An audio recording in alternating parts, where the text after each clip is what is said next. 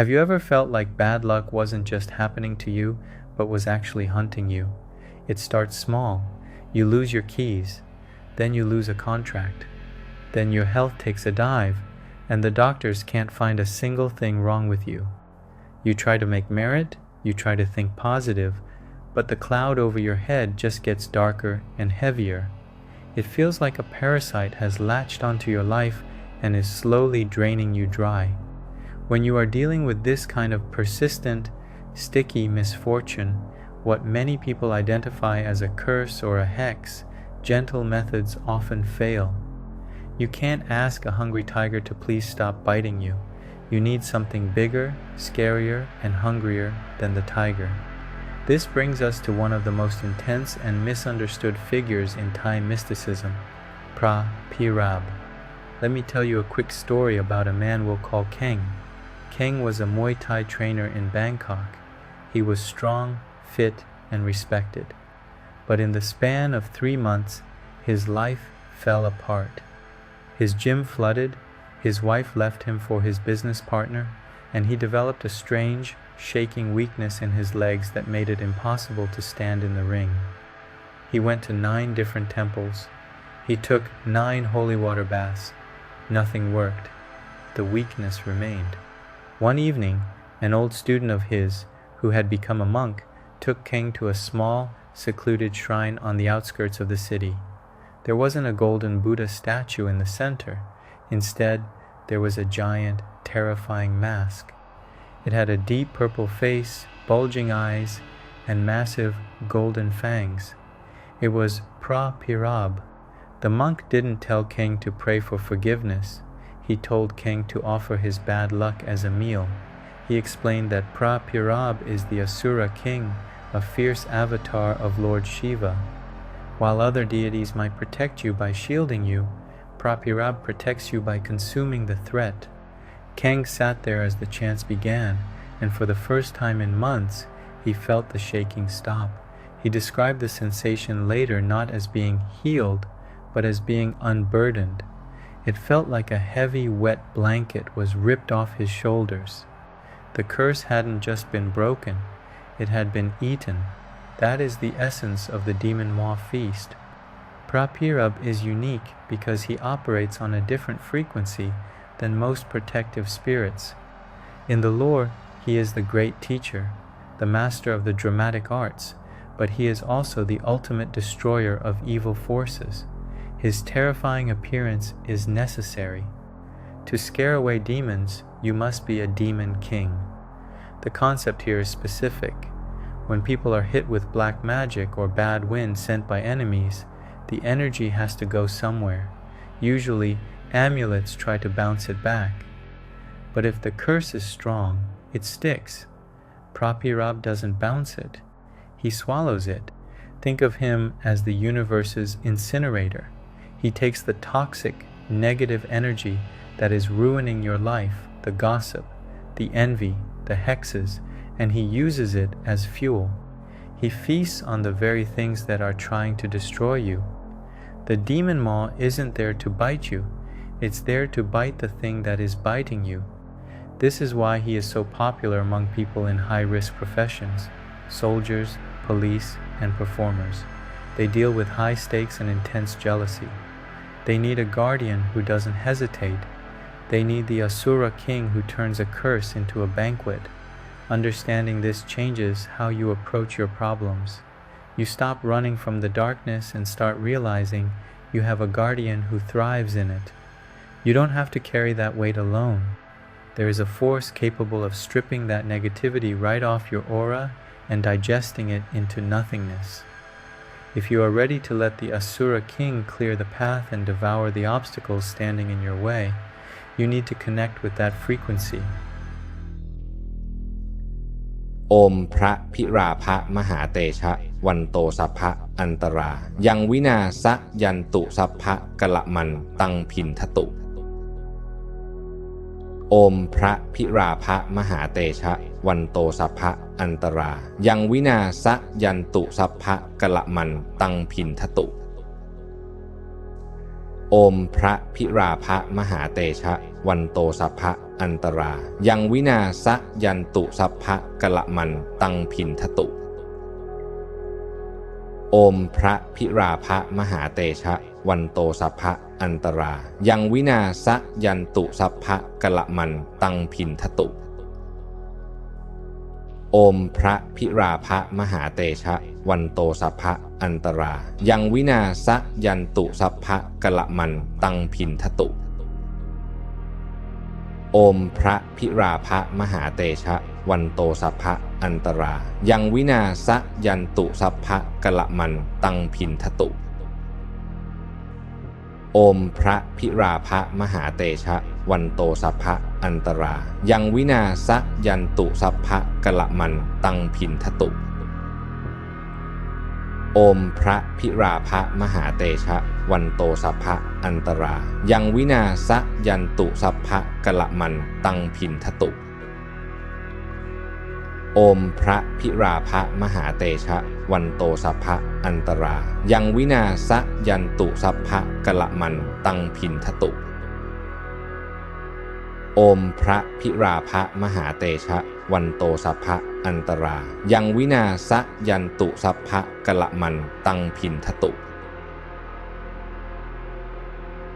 โอมพระพิราภมหาเตชะวันโตสัพพะอันตรายังวินาสยันตุสัพพะกะละมันตังพินทตุ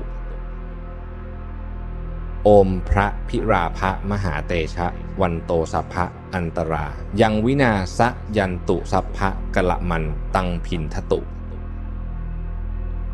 โอมพระพิราภมหาเตชะวันโตสัพพะอันตรายังวินาสยันตุสัพพะกะละมันตังพินทตุโอมพระพิราภมหาเตชะวันโตสัพพะอันตรายังวินาสยันตุสัพพะกะละมันตังพินทตุโอมพระพิราภมหาเตชะวันโตสัพพะอันตรายังวินาสยันตุสัพพะกะละมันตังพินทตุ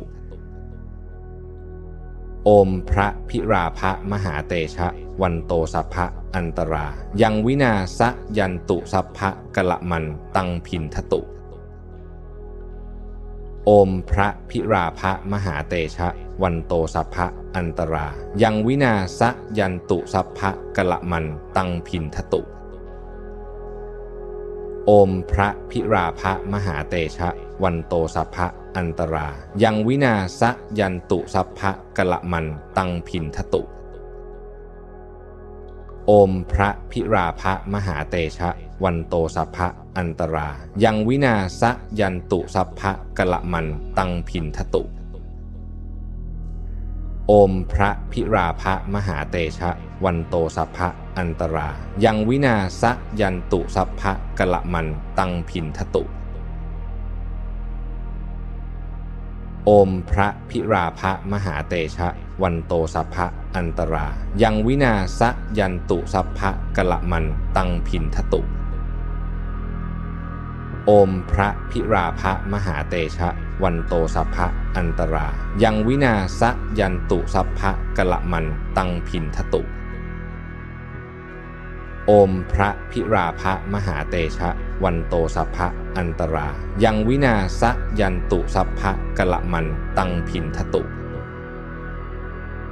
โอมพระพิราภมหาเตชะวันโตสัพพะอันตรายังวินาสยันตุสัพพะกะละมันตังพินทตุโอมพระพิราภมหาเตชะวันโตสัพพะอันตรายังวินาสยันตุสัพพะกะละมันตังพินทตุโอมพระพิราภมหาเตชะวันโตสัพพะอันตรายังวินาสยันตุสัพพะกะละมันตังพินทตุโอมพระพิราภมหาเตชะวันโตสัพพะอันตรายังวินาสยันตุสัพพะกะละมันตังพินทตุโอมพระพิราภมหาเตชะวันโตสัพพะอันตรายังวินาสยันตุสัพพะกะละมันตังพินทตุโอมพระพิราภมหาเตชะวันโตสัพพะ อันตรายังวินาศยันตุสัพพะกะละมันตังพินทตุโอมพระพิราภมหาเตชะวันโตสัพพะอันตรายังวินาศยันตุสัพพะกะละมันตังพินทตุโอมพระพิราภมหาเตชะวันโตสัพพะอันตรายังวินาศยันตุสัพพะกะละมันตังพินทตุโอมพระพิราภมหาเตชะวันโตสัพพะอันตรายังวินาศยันตุสัพพะกะละมันตังพินทตุโอมพระพิราภมหาเตชะวันโตสัพพะอันตรายังวินาศยันตุสัพพะกะละมันตังพินทตุโอมพระพิราภมหาเตชะวันโตสัพพะอันตรายังวินาศยันตุสัพพะกะละมันตังพินทตุโอมพระพิราภมหาเตชะวันโตสัพพะอันตรายังวินาศยันตุสัพพะกะละมันตังพินทตุ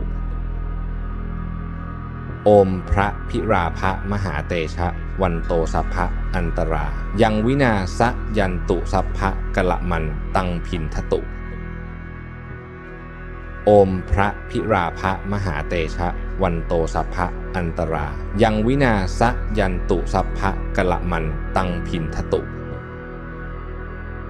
โอมพระพิราภมหาเตชะวันโตสัพพะอันตรายังวินาศยันตุสัพพะกะละมันตังพินทตุ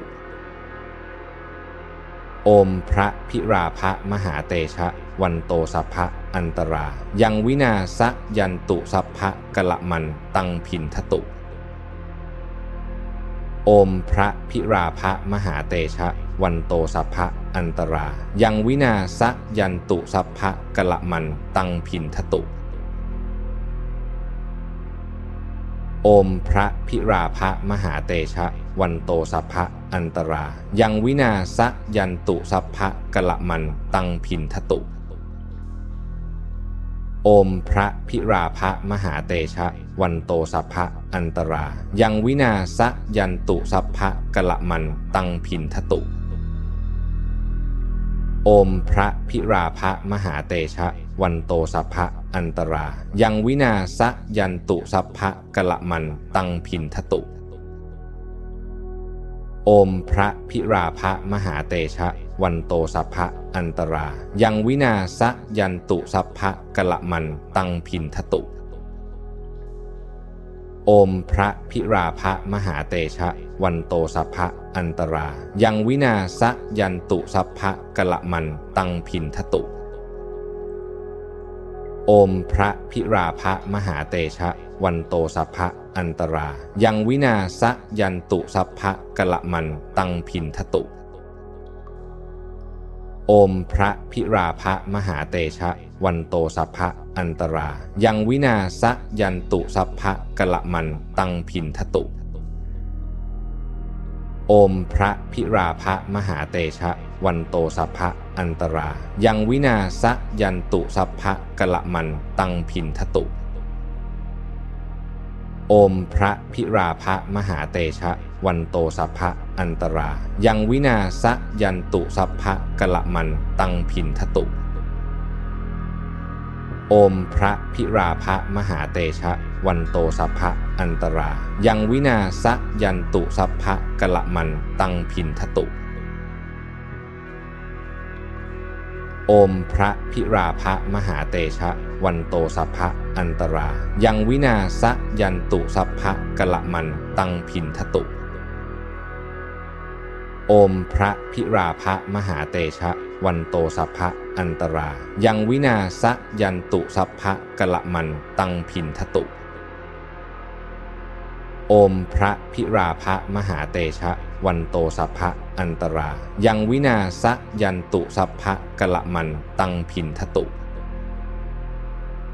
โอมพระพิราภมหาเตชะวันโตสัพพะอันตรายังวินาศยันตุสัพพะกะละมันตังพินทตุโ โอมพระพิราภมหาเตชะวันโตสัพพะอันตรายังวินาสยันตุสัพพะกะละมันตังพินทตุโอมพระพิราภมหาเตชะวันโตสัพพะอันตรายังวินาสยันตุสัพพะกะละมันตังพินทตุ